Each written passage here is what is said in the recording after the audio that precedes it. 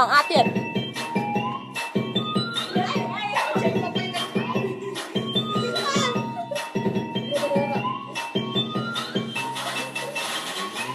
Please welcome Mr. Vin Melody on the mix.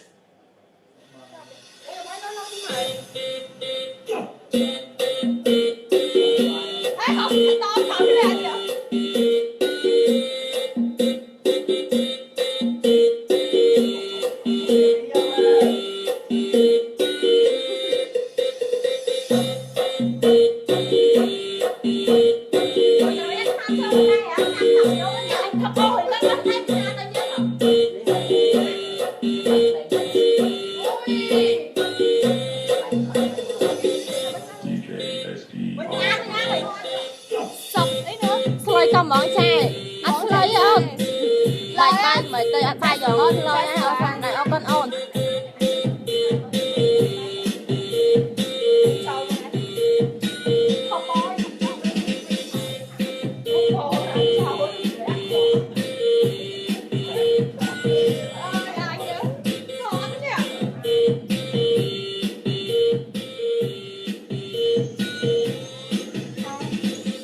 DJ SP Remix.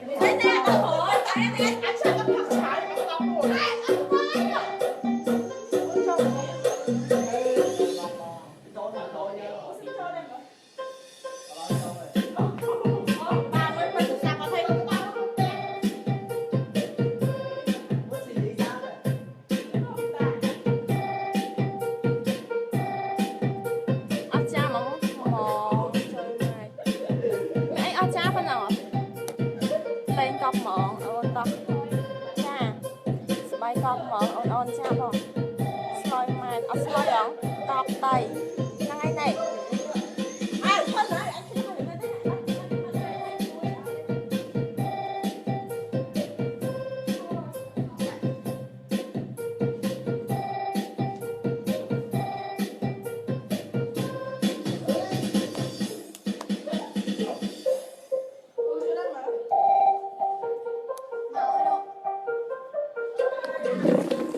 ai phá khối chầm hòn tiết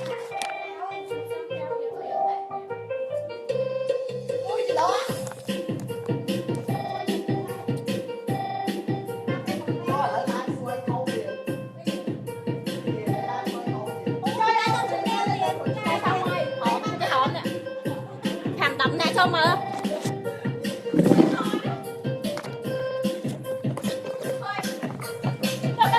một bộ ép mùi đậm nè. Hãy subscribe cho kênh Ghiền Mì Gõ để không bỏ lỡ những video hấp dẫn.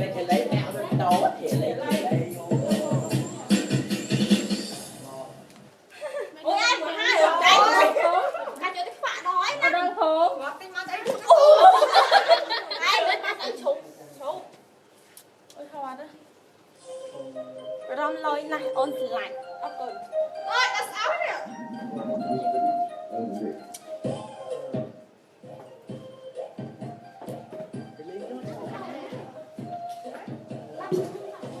ហើយbây giờ lên một tác lọ chứ anh lên không một tác phải giấy nè ho tên nè nhẹ phải nhẹ phải cái đá nè đây mà